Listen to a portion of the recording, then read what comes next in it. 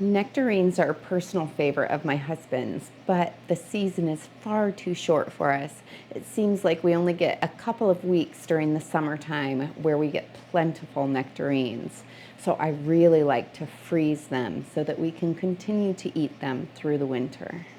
I begin by cutting my nectarines in half, and then I just spin them to open them and take out the pit. Sometimes the pit will be split like this, especially if it's a little overripe the way mine are. And then I'll just peel it with my paring knife, or you could blanch them if you wanted to. Sometimes I feel like it's faster, and sometimes I feel like just getting everything out is a lot of work.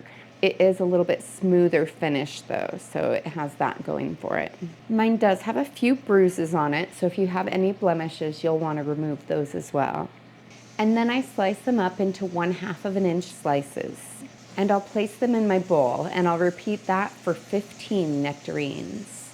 Now I'll add 2 tablespoons of lemon juice. And the lemon juice just makes it so that they don't turn brown. And I'll add 4 teaspoons of sugar.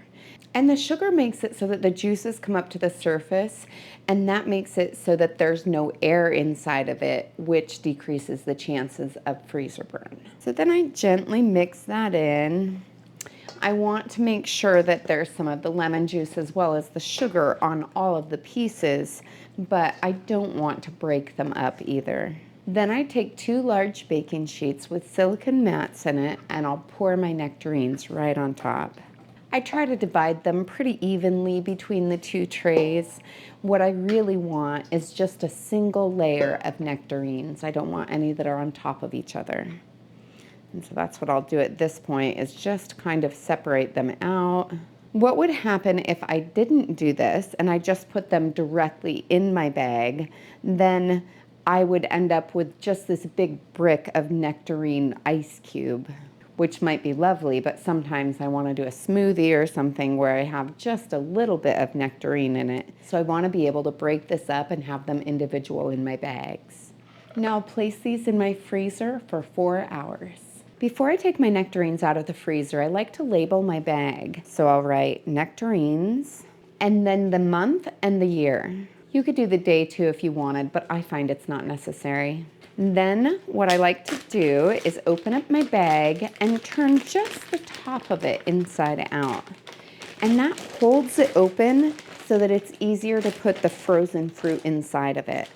I bring out my trays one at a time because they actually start to thaw really fast, especially since I have some canning going on today, so it's pretty warm in my kitchen.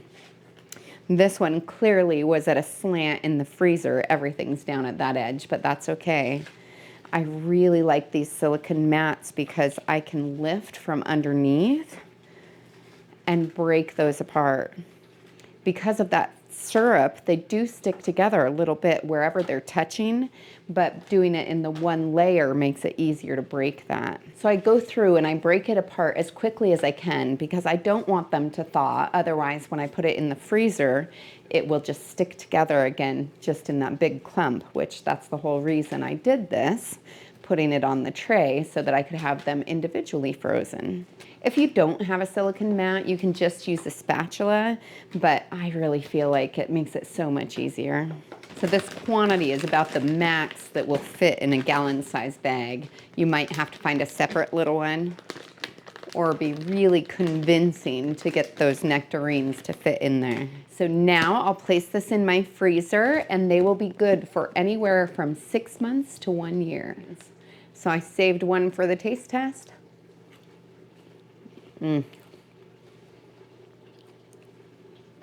It's just like a little fruit popsicle. It's perfect.